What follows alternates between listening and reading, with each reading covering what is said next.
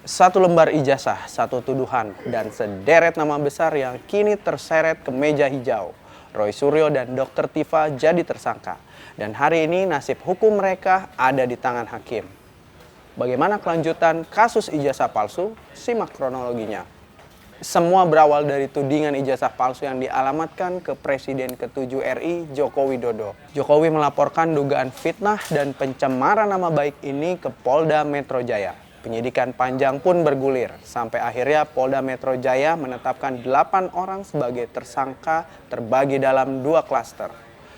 Klaster pertama ada Egy Sujana, Damai Hari Lubis, Kurnia Tri Rohyani, Rustam Effendi, dan Muhammad Rizal Fadilah.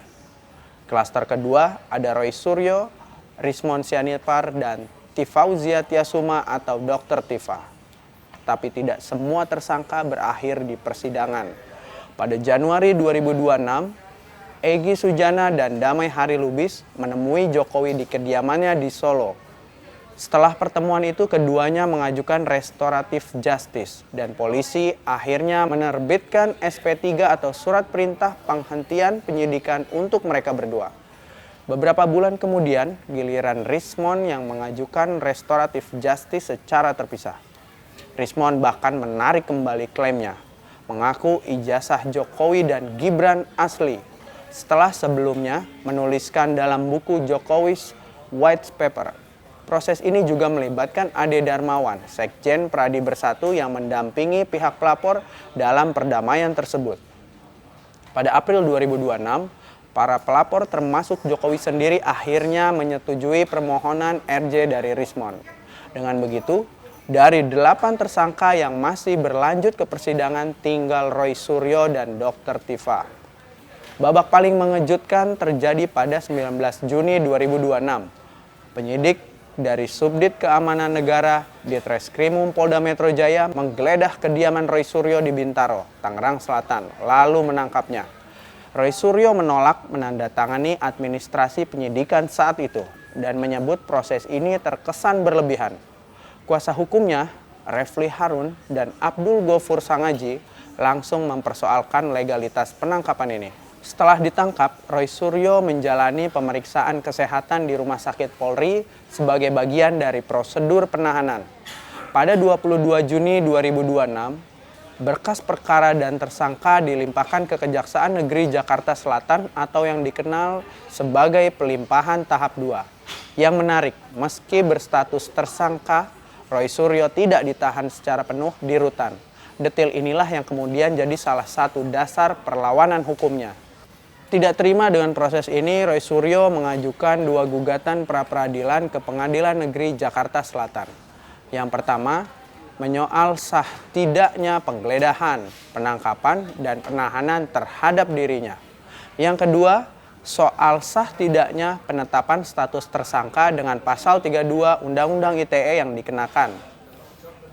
Tim hukum Roy menghadirkan saksi dan ahli, bahkan memutar video detik-detik penangkapan untuk membuktikan adanya dugaan cacat formil dalam surat perintah penangkapan dan penahanan. Di sisi lain, kuasa hukum Jokowi menilai langkah ini terkesan berlebihan dan hanya mengulur waktu pemeriksaan pokok perkara. Dan hari ini, Selasa 7 Juli 2026, Pengadilan Negeri Jakarta Selatan membacakan putusan pra-peradilan pertama Roy Suryo. Hakim Tunggal Iketut Darpawan mengabulkan pra-peradilan sah tidaknya penangkapan Roy Suryo oleh Polda Metro Jaya.